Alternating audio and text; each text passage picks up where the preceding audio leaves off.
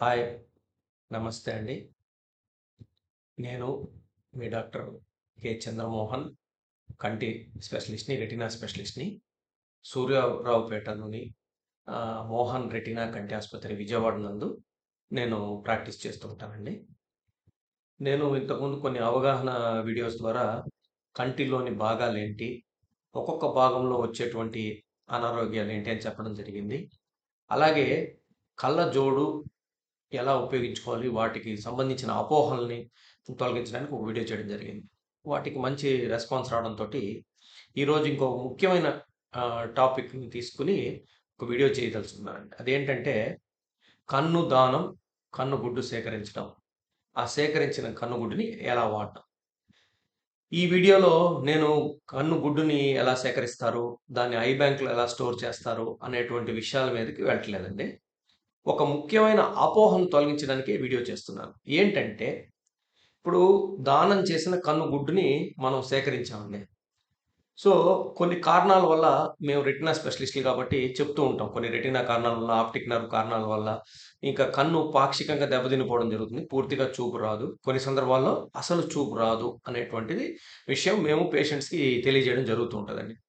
అలా చెప్పినప్పుడు పేషెంట్స్ వెంటనే ఏమంటారంటే, డాక్టర్ గారు, నాకు 2 కళ్ళున్నాయి గదా! ఒక కన్ను నేను దానం జేస్తాను. లేదంటే కన్ను గుడ్డు సేకరిస్తారు గదా! ఐ బ్యాంక్స్‌లో. ఆ గుడ్డు ద్వారా మా వాడికి అమర్చి ఆహ్, కొంచెం చూపు తీసుకురావడానికి ప్రయత్నం చేయండి డాక్టర్ గారు అని అంటూ ఉంటారండి. సో, దీనికి సంబంధించి ఒక ముఖ్యమైన విషయం నేను చెప్పదలుచుకున్నాను. మేము చదువుకునే రోజుల్లో ఏం చేసేవాళ్ళమంటే, కన్ను గుడ్డుని సేకరించేటప్పుడు ఇప్పుడు ఈ మోడల్‌లో కనపడినట్టుగా ఈ ఆప్టిక్ నర్వ్‌ని ఇక్కడ కట్ చేసి, ఈ గుడ్డు మొత్తాన్ని సేకరించి స్టోరేజ్ మీడియంలో పెట్టేవాళ్ళమండి. ఆ పెట్టిన స్టోరేజ్ మీడియంలో పెట్టిన దాన్ని ఐ బ్యాంక్‌కి తీసుకొచ్చి అక్కడ ప్రాసెస్ చేసి దాన్ని ఉపయోగించుకునేవాళ్ళం. ఇప్పుడు చాలా సందర్భాల్లో మనకి కార్నియోస్క్లీరల్ దీన్ని మాత్రమే తీస్తున్నారు. అంటే ఇది నల్లగుడ్డు. ఈ నల్లగుడ్డు నుంచి తెల్లగుడ్డు ఉంది కదా! కార్నియోస్క్లీరల్ గ్రాఫ్ట్ అంటే. అంటే ఇంతవరకు మాత్రమే తీసి ఆ మిగిలిన గుడ్డుని కంటి ఆహ్, ఆహ్, పేషెంట్‌కి అలాగే ఉంచుతున్నారు. ఈ తీసుకున్న కార్నియోస్క్లీరల్ గ్రాఫ్ట్‌ని ఐ బ్యాంక్‌కి తీసుకెళ్ళి అక్కడ ప్రాసెస్ చేసి ఉపయోగిస్తున్నారండి. సో, అసలిప్పుడు కన్నుగుడ్డుని సేకరిస్తే ఏ భాగాలు ఉపయోగపడతాయి? ఏ భాగాలు ఉపయోగపడవు? ఇది మనకు కొంత బేసిక్ నాలెడ్జ్ ఉండాలండి. ముఖ్యంగా మనకి ఉపయోగపడే భాగం ఈ నల్లగుడ్డు, ఈ తెల్లగుడ్డు మాత్రమే. అంటే చాలా సందర్భాల్లో ఈ నల్లగుడ్డు మనకి దెబ్బతింటూ ఉంటదండి. మనకి కామన్‌గా తోటల్లో పనిచేస్తున్న వాళ్ళలో నిమ్మ తోటల్లో, బత్తాయి తోటలో పనిచేస్తున్న వాళ్ళు నిమ్మ ముళ్ళు తగులుతూ ఉంటాయి. లేదంటే తోటల్లో పనిచేస్తున్న వాళ్ళు గాని, వ్యవసాయం చేస్తున్న వాళ్ళలో గాని, వరి కంకులు గాని, ఇవి గాని నల్లగుడ్డుకి తగులుతూ ఉంటాయి. తర్వాత ఈ ఐరన్ పని చేస్తున్న వాళ్ళలో ఐరన్ పీసులెళ్లి అతుక్కుంటాయి. వాళ్ళు చూసుకోకపోవడం. వీటి కొన్ని కారణాల వల్ల ఈ నల్లగుడ్డులో ఇన్ఫెక్షన్ కార్నియల్ అల్సర్ అంటాం. అది బాక్టీరియా వల్ల రావచ్చు, వైరస్ వల్ల రావచ్చు, ఫంగస్ వల్ల రావచ్చు. ఈ అల్సర్ వచ్చి దానికి మందులు వాడి అంతా నయమైన తర్వాత ఈ నల్లగుడ్డు మొత్తం ఇప్పుడు ట్రాన్స్‌పరెంట్‌గా మన కనుపాపంతా కనపడుతుంది. ఇది వైట్‌గా అయిపోతుందండి. ఇక ఎనక ఏముందో మనకు కనపడదు. అదే కొన్ని సందర్భాల్లో దెబ్బలు తగలడం వల్ల గూడా. ఇప్పుడు పెనిట్రేటింగ్ ఇంజ్యూరీ అంటాము. అది నల్లగుడ్డు పూర్తిగా పాక్షికంగా కట్ అయిపోవడం గాని, పూర్తిగా కట్ అయిపోవడం గాని, దానికి కుట్లేసి నల్లగుడ్డుని కాపాడడం వల్ల గాని, అలాంటివి చేయాల్సొస్తదండి. అటువంటి సందర్భాల్లో ఈ నల్లగుడ్డు మొత్తం ట్రాన్స్‌పరెంట్‌గా ఉండాల్సినటువంటి ఈ నల్లగుడ్డు మొత్తం తెల్లగా వైట్ పొరలాగా అయిపోతుందండి.